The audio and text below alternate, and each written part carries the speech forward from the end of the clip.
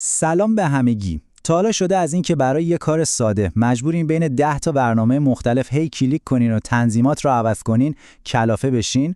خب، امروز میخوایم در مورد یه راه حل حرف بزنیم که دقیقاً همین مشکل جهانی رو حل میکنه. اتوماسیون وایب. آماده باشین که با اون کلیک های بی پایان خدافظی کنین. خب بیایید با همین جمله تکان دهنده شروع کنیم. این فقط یه جمله برای جلب توجه نیست. نه. این دقیقاً میزنه به قلب مشکلی که هممون باهاش دست و پنجه نرم کردیم. بسیار خوب. تو بخش اول میخوایم دقیقاً بشکافیم که چرا اتوماسیون سنتی که قول داده بود زندگیمون رو راحت تر کنه، در عمل تبدیل شد به یک کابوس مدیریتی. این دقیقاً همون دروغ اتوماسیونه. میدونیم به ما قول داده بودن که کارمون کمتر میشه، ولی در واقع به جای انجام کار اصلی، ساعتها وقتمون صرف تنظیم کردن یه سری قوانین پیچیده، تعمیر اتصالاتی که دائم قطع میشدن و سر کله زدن با ارورها میشد. انگار کار دستی رو با یه نوع دیگه از کار فرسایشی عوض کرده بودیم. اما دیگه کافی از مشکلات بگیم. حالا وقتشه که بریم سراغ راه حل. بیایید وارد دنیای تغییر وایب بشیم، یه پارادایم کاملا جدید که اومده تا همه اون مشکلات قدیمی رو حل کنه. این تعریف اصلی اتوماسیونه. وایب نکته کلیدی اینجاست. به جای اینکه به نرم افزار یه لیست بلند بالا از دستورالعمل‌های دقیق بدیم و بگیم چطوری یه کاری رو انجام بده، فقط بهش میگیم چی می‌خوایم. فکر کنین داریم با یه دستیار خیلی باهوش صحبت می‌کنین، نه اینکه یه ماشین رو برنامه‌نویسی کنین. یعنی داریم از پیکربندی به سمت بیان نیت حرکت می‌کنیم. این اسلاید تفاوت رو به بهترین شکل ممکن نشون میده.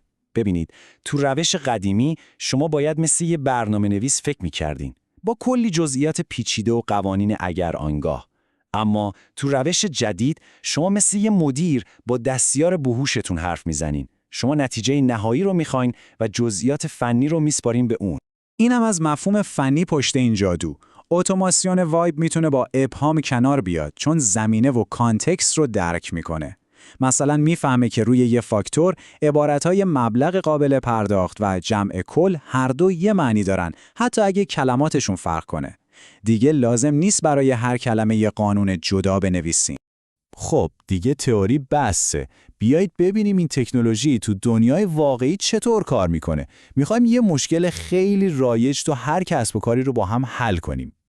وای، این مشکل چقدر آشناست. همیشه همینه. یا سرنخ‌های کوچیک نادیده گرفته میشن، یا اطلاعات سرنخ‌های بزرگ ناقص وارد سیستم میشه و یه هرج و مرج کامل به وجود میاد.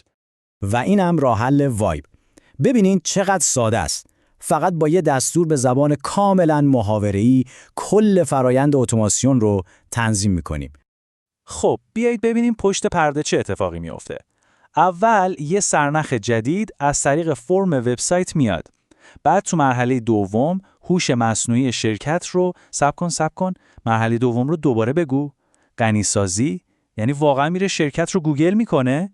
جدی میگی؟ دقیقاً، جادوی اتوماسیون وایبش همینه. به این اسلاید نگاه کن. این طرز فکر هوش مصنوعیه. اون فقط به اطلاعاتی که تو فرم هست اکتفا نمیکنه. خودش میره تحقیق میکنه تا زمینه رو بفهمه و بر اساس اون یه تصمیم هوشمندانه بگیره. این فقط تطبیق دادن کلمات کلیدی نیست. این درک واقعیه. حالا سوال اینه که این قدرت جدید دست کیا میفته؟ بیایید ببینیم این تکنولوژی چقدر در دسترسه و چه کسایی میتونن ازش استفاده کنن. نکته فوق‌العاده‌اش اینه که این قدرت جدید فقط برای برنامه‌نویس‌ها نیست، برای اون مدیر عملیاتیه که فرایند رو مثل کف دستش میشناسه، برای اون مدیر بازاریابیه که کلی ایده خلاقانه داره و برای اون کارآفرینیه که باید همه کارها رو خودش تنهایی انجام بده. در واقع این برای هر کسیه که فرایند کسب و کار رو میفهمه، نه لزوماً کسی که کدنویسی بلده. و این اسلاید به طرز درخشانی نشون میده که مهارت‌های مورد نیاز چطور تغییر کردن. دیگه لازم نیست نگران سینتکس کد و API باشین. مهارت‌های جدید اینه که بتونین درخواستتون رو واضح بیان کنین، کل جریان کار رو تو ذهنتون تصور کنین و در نهایت کار هوش مصنوعی رو بازبینی و اصلاح کنین. و حالا میرسیم به بخش آخر و نتیجه‌گیری بزرگ ماجرا. این عبارت واقعاً همه چیز رو خلاصه میکنه. مرگ منوی کشویی. مفهوم مرگ منوی کشویی اینه به جای اینکه بین گزینه‌های محدود یه منو هی کلیک کنین، شما خیلی ساده نتیجه‌ای که می‌خواین رو بیان می‌کنین. دیگه این نرم افزاره که باید خودش رو با شما تطبیق بده، نه برعکس. و این آزادی جدید ما رو به این نتیجه گیری خیلی مهم میرسونه. به جای اینکه وقتمون رو صرف کلیک کردن و تنظیم نرم افزار کنیم، بالاخره میتونیم روی هدف اصلی کسب و کارمون تمرکز کنیم، یعنی خلق ارزش واقعی. این بررسی رو با همین سوال به پایان میبریم. یه لحظه بهش فکر کنین، اگه میتونستین با نرم افزاراتون حرف بزنین و اونها دقیقاً کاری که میخواین رو انجام بدن، چه تغییرات بزرگی تو کار و زندگیتون ایجاد میشد؟ آینده دقیقاً همینجاست. ممنون از تماشای شما. اگر از این ویدیو لذت بردید، لطفاً آن را لایک کنید و کانال را دنبال کنید. فراموش نکنید که زنگوله اعلان را بزنید تا ویدیوهای بعدی را از دست ندهید.